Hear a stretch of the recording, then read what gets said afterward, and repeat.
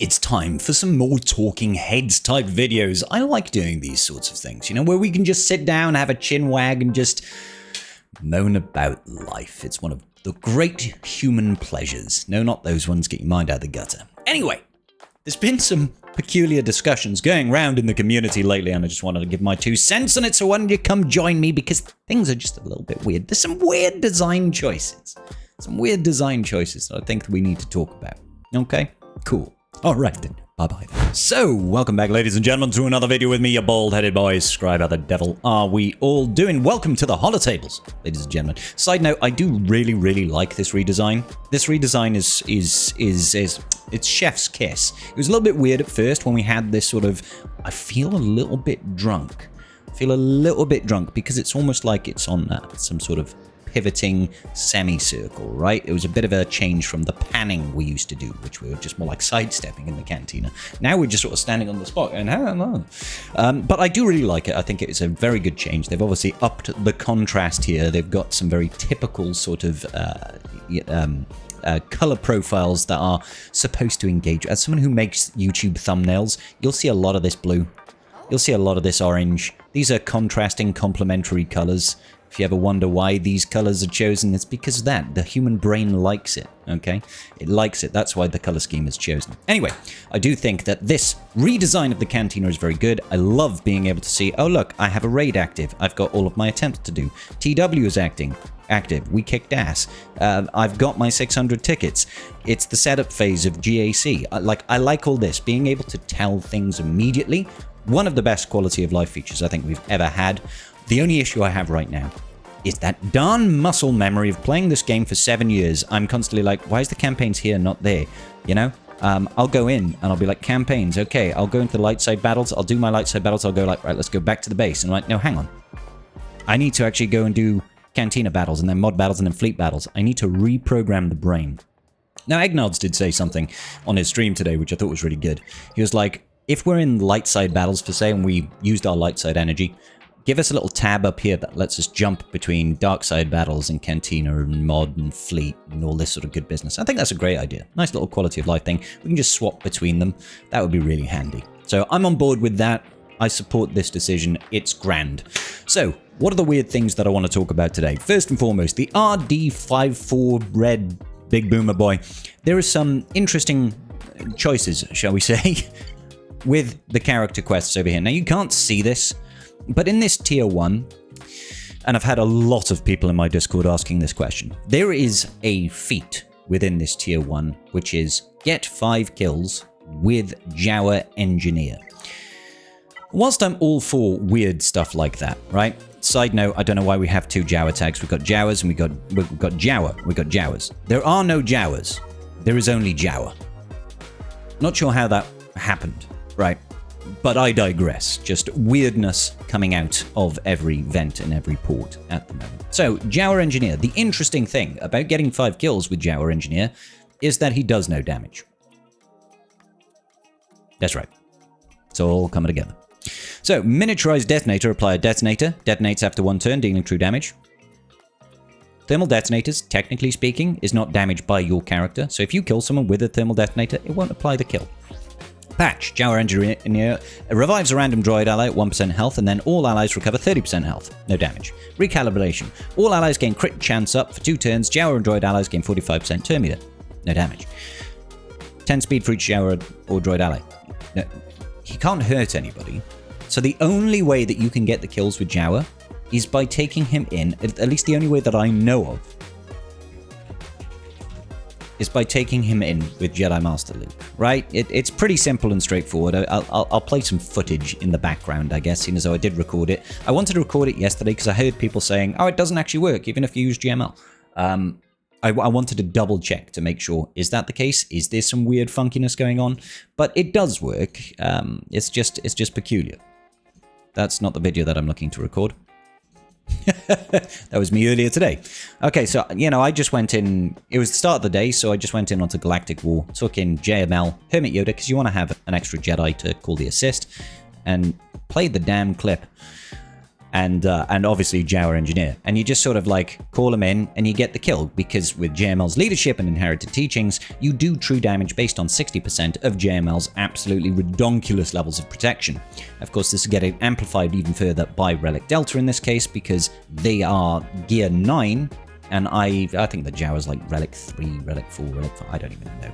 But either way, this is the only way that I think exists in the entire game where you can actually get kills with a Jawa Engineer.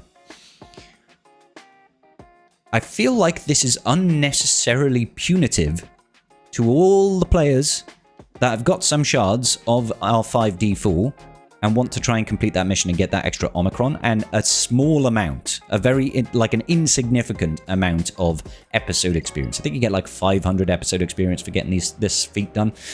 It's not even the point of the rewards, it's just a baffling choice. Why punish a player that doesn't have JML by giving them a feat for a new Marquee that should theoretically just not be a thing? You could use any other Jawa. Furthermore, why are we even doing this in the first place? Like, why do we have silly quests on this? You know? Again, I was speaking with Eggnods on his stream, and this is another stupid one. Use Bad Motivator 5 times. It's almost impossible to get to use Bad Motivator, even if you're playing, you know, in the Marquee event for R5 on manual, because you can only do it up here, because in order to get Bad Motivator, you need to have your abilities maxed, really, and you get to play with a maxed one over here, but there's no guarantee on this tier that you get it done, so it's like, what's the point? Like, it's not what's the point. I get they want you to use your character and your ability, but you've given us a sim feature for its Marquee, and now you're making us play the Marquee anyway. It's like, pick a lane. I mean, is this supposed to be, you're only really going to get this if you've, you know, whaled your way to high error levels and get to use the abilities, but like, why? Why do this? Why do this? Get this, like, you know, it's not, in my opinion, it's not worth the 1,000, you know, it's not even worth the 1,000 episode points and the Omicron. But that's just me. To a lot of people, this Omicron material is going to matter. I've just applied every single Omicron, I think, apart from the TB ones, to the latest set of error characters, and I have 167. I'm okay. I've got enough to triple Omni Cobb Vanth if I want to. And I have every Omni that I could want. I could probably throw more on, to be honest. But, you know, I'm not that fussed. So why make this? I don't know. I guess the point I'm trying to make is, I don't know if they're trying to be vindictive, which I don't think they are, or they're just not thinking it through, which I think is more likely. But I feel like these quests should be things that you get organically as you're going. This is only up for another 9 days. I don't think most people are going to get to a point where Bad Motivator is going to be used every battle. Right now, I mean, I'm a whale, right? I'm a whale. I don't whale on error levels right now, especially even more. This is the next part that we're going to be talking about. Whaling on error levels now is not nearly as impactful as it used to be, because the real strength is coming from your loaned units, at least in my opinion, especially this early on, when we've only got the one Marquee. The loaned units are doing the heavy lifting, right? And this sort of brings me on to a separate point I will get to in a minute, right? So I don't whale on these levels because they're not useful, but Bad Motivator has got a cooldown of 75, and I can't even remember when it's supposed to trigger, but I'm pretty sure a lot of it is tied into all of his uniques at the higher level that sort of decrease the cooldowns of Bad Motivator to make it actually trigger. Because right now I've never used it outside of the first tier of the Marquee, and I don't want to play the first tier of the Marquee, and even then it's not guaranteed that you get to use Bad Motivator. So baffling choices, I guess, is the what I'm trying to get to, is CG are making some baffling choices when it comes to these feats. You know, I don't mind the things like get 500,000 damage. We'll get there eventually, right? Over the 2 weeks, maybe. You know, I don't know. When we have the error challenges come in, you've got infinite attempts. So theoretically speaking, you could just bang your head against the wall in the error challenge and eventually get 500,000 and then 1 million damage or whatever it is. I do kind of... Oh, they've actually taken off the 1 million damage. That's great. I was just about to say, I do wish they would revisit this sort of thing for characters that are support types or tank types that don't really deal a whole lot of damage, and just, you know, maybe either drastically lower it or just give something else that's relatively easy to achieve, you know? I don't mind these things taking a bit of time, but why make them really awkward? I don't know why we have stuff like kills with Jawas, win with Farm Boy Luke. I know there's some interaction with them, but It's just strange stuff. Strange stuff to make you go, oh, well, let's go into a journey guide and let's get a win with Farm Boy Luke on the team, which is something that I did earlier today. That's like, okay, but why? So the next part that I was going towards, and I don't know why my brain has been operating so slowly. It could be that I'm just incredibly moronic. And there's a lot of people that are in my comment section that are probably like, yes, Scribe, you're just a dumbass, mate. Why didn't you see? Why didn't you realize? So one of the chief complaints that I personally had when we changed over to the era system was that whales that were interested in getting stars on their units just never got anything. Like the era system and Colosseum is so heavily driven by the level rather than the star that it, like, having 7 stars on a character doesn't even matter unless you are breaching the point at which your era level exceeds what you can get at 3-star, 4-star, 5-star, right? So to put that in context of the old system, you could go up to level 65 free to play, right? This is it's in this bracket over here. You could go to 65 and that would be gear 12. If you wanted to go beyond 65, you needed to be 4 stars, right? So only at that point, at that threshold, was it valuable to go to 4 stars. I'm not saying that 4-star level 65 is worse than 3-star 65. I'm saying that the value that you get from the stars before you hit those level caps is insignificant. I could have a day 1 7-star R5, but if he was era level 10, he's gonna do jack all compared to somebody that was 3-star era level 35, right? That was my complaint. It was like, look, whales are throwing loads of money to get these characters unlocked at 7 stars, but you don't get anything for it that helps you in Colosseum. They're just expecting you to whale again to get additional era levels to make it do something in the new game mode. And that felt like they were asking whales to double dip all the time. Now, the converse side of this is that the era leveling system introduced a new store, the Era Store, where you could buy things like currency, right? For crystals, or you could buy the materials for crystals to give yourself era levels. Now, even though you get those era levels for free over the period of the time, right? A lot of free-to-play people would just spend their crystals in the early game to get up to a certain point, right? And then maybe when the next set would come out, they'd go to a certain point. Or maybe some people who don't whale on stars instead spend real-world money to get this sort of stuff, right?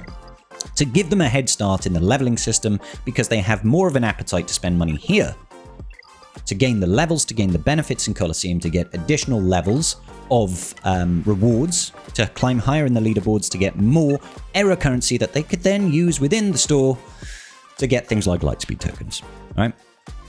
Now, CG have kind of flipped that on its head. Kind of flipped it on its head, all right? So what they've done is they've introduced loan units, and loan units have their own independent method of leveling. And it's like multi-layered. It's multi-layered, right? So right now, if I was to check inside my my leaderboard, I'm currently ranked 15th, and I have a decent level of investment, right? I've got a 6-star R5. I will be pushing for 7-star. I'll get 7-star in 2 days. Oh, well, actually, when it refreshes now, which is great. And he's level 32. All of my loaned units are level 30 because of the whaling that I've done, right? If we're to look at the top people, their era levels, it's only 48. He's 7 stars, sure. He's only 48. Like, he's not getting a massive benefit from these stars, but this is what's benefiting him, is all these loaned units being at 37. Now, the 48 is still going to help, don't get me wrong. It is. But a lot of the people, 48 6-star, let's have a look. Looks like there's some sort of cap at 48. Yeah, so maybe I just have a particularly whale-heavy shard, 46 rather. Let's check down here. 42. And who's in 10th? Who's in 10th right now? 43. So they're not massively higher than what I've got. It's just the loaned units are a little bit higher. 32 over here, and he's got into 10th place, is it? So he's got that. Now, the way that CG has shifted the focus, and it's very strange because they've given us no communication around how this era leveling system works, you know, directly, at least not with the update. They didn't say, oh, by the way, you get your era level update, loaned units update tokens every day at a certain time point. It's usually when the refresh comes in. You'll get like an extra 1, 2, 3 loaned unit level upgrade. It's sort of like supposed to pace it throughout the system, throughout the entire life cycle of the era, right? But the lion's share of the loaned unit level upgrade material comes from whaling on the new shards. That's how they've done it. So they've sort of addressed one of my concerns, which is like, I get pissed off because I'm spending, you know, $100 on a character to get the shards unlocked. They're asking me to spend even more money now to level up the units to perform in Colosseum. I'm already engaging in your system, and now I feel like I'm not getting anything for it. So it looks like CG took that feedback and they thought, oh, okay, loaned units. This is the new way. You're not getting summoned units that are based on the level of this unit. You're not all applying the levels over here and getting the big benefit. If you are spending money getting the shards, you're going to get big upgrades to the loaned units, which in the early days of Colosseum is going to give you a massive benefit, right? And then every new character that comes out, presumably, if you buy the $100 packs, you're getting an extra 7 levels over here. This is what I'm missing right now, because I didn't buy the $100 pack to get R5 up there. I just spent the $30 and then used crystals to get the rest, right? You'll get an extra 7. So when Zeb comes out, say you buy the $100 pack and you get him up to 6 stars, you're going to get an extra 7 levels, presumably 7 levels. I don't know if they're going to taper it as you go around, right? Because obviously there is still a cap on these error level units. What is the cap? What is the new cap on error levels? I forget. 135. 135. I mean, listen, 7 times 6 is what, 42? So you're not going to get... You know, you're not going to get it just from doing that, but obviously you get the daily ones as well. You get it from buying the episode pass and stuff like that. And that's what I'm saying, right? Go in the episode pass, you buy the standard pass, you're going to get 20 shards of each character through the the pass track over here. You get 20 shards here and 20 shards there, but it also gives you 2 error levels or 3 error levels, I can't remember. If you get the pass plus, which I did for the first time ever, you get an extra free pack that gets you an extra 20 shards of R5 and an extra 20 shards of the new Zeb. You can see I've got 40 shards of Zeb. But I did that because it gives you an extra 5 error levels on all your units. I was like, hang on. If I'm spending $20 and I'm getting 40 character shards, that's better than buying... Well, it's the equivalent of buying, you know, the $30 pack. Right? It's the equivalent of buying that $30 pack. But I'm also getting myself an additional 5 error levels on all my loaned units, and I'm getting 10 additional levels essentially on this track, which basically means I'm going to be at the end getting 10 bonus levels over here, which is getting me more episode currency and a little bit of extra error leveling currency, which will impact to a certain degree. I'm not saying that everybody should be buying this Pass Plus. I just wanted to test it out to see what the value proposition is. So essentially, CG has tried to shift some of that. Now, the clever thing about what they've done, or maybe, depending on your perspective, the stupid thing about what they've done, is that even if you do that, you do still need to level up your loaned unit, your actual marquee units, right? You can't just sit back and coast. You still have to do this because you need at least 1. And obviously, you can technically level these to a higher level. So, and you've seen that inside my leaderboard. The people with like a level 48 R5, those are the guys that are topping the leaderboard, right? But they are also the guys that have spent to get Pass Plus. They've also spent to get the $30 pack and the $70 pack, or they spent the $100 pack to get like error level 37. Because that 37 on loaned units, let's just double check over here. Is that what the top of the leaderboard is? Because I could be missing something here. Let's go, no, not guild. We'll just go to the top of mine. Is it 37 that they're at? Oh, come on now. Don't be silly.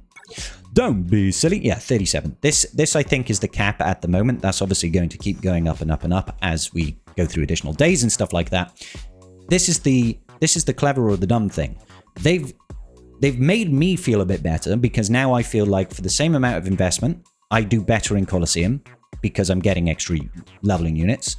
The dumb part is I would still have to really, if I wanted to really be the top, is I still have to spend more money to get the error leveling stuff, because that's what this guy's done. He's thrown additional money to take this guy to a higher error level than would normally be possible, right? But conversely, he's made it, the CG have made it a lot worse for the free-to-play player that usually depend on going into the era store over here and using their crystals, or the people that don't buy the stars and just go for the error leveling modules over here for cash. Maybe they buy one or two of these to get that early bump, right? Overall, this system benefits me more because I'm a whale that buys shards, right? So I'm obviously going to be happy about it. The free-to-play people are not going to be particularly happy. However, I will say they have also updated the Colosseum rewards quite drastically. You know, if you were in the top 10 before, you used to get 1,000.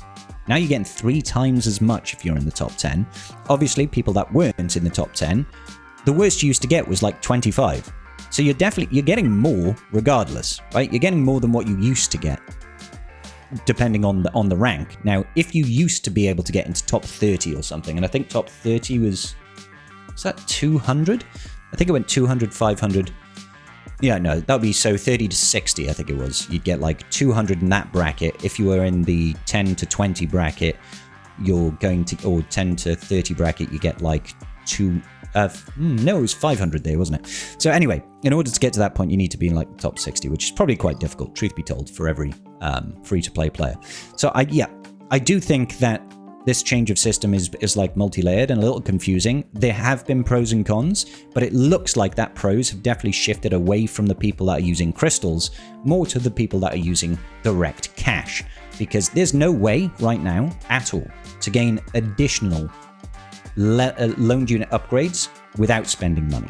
Okay, crystals ain't going to do anything for you in that sense. Okay, there's absolutely nothing, and that definitely feels by design. Definitely feels by design, because it's a shift that they've been taking gradually for everything coming out, right? Everything that they've been releasing lately has sort of been tied into forget about the crystals and give us real world money instead. And I get why they want that, because they can't monetize crystals as much. We get so much free crystals that this almost becomes not irrelevant, but from CG's perspective, they don't want you doing that. They want you reaching into your pocket. So, yeah, bit of an interesting one here, guys. I know I've rambled for a long time. I've rambled for a long time over here. I just thought there were some interesting design choices that I felt like we needed to call out. I'm just hoping, from my perspective, I look at it and I'm like, I'm not spending any more additional money, except for I did buy the Pass Plus, I guess. I did that for an experiment. But does that mean now I don't need to buy that $30 pack? If I don't buy the $30 pack for Zeb and that, technically, you know, I'm spending $20 less, getting the same end result. But if I don't buy that, I'm missing out on some loaned unit upgrade units. So it's all swings and roundabouts. I'm not spending any more money and I feel like I'm getting more stuff. Whereas if you are a complete free-to-play, you're probably just getting a little bit less. Overall, I still think that we actually do benefit, because obviously the error store is also cheaper now. 3,500 error currency to get an Erodium Lightspeed token, and it's, I can't remember what the cost of the Carbonite one is. Oh, that's still 1,000. So the Carbonite one is objectively worse value now, because we have more economy and the Erodium is now, you know, 1,500 error currency cheaper. Cool business. Good talk. All right, guys, let me know your thoughts about some of these decisions. I'm curious. Comment section down below. Hit the like button, even if you don't like my face. Please like my face. I like my face. I'll see you all in the very next video. Peace out, and may the force be with you.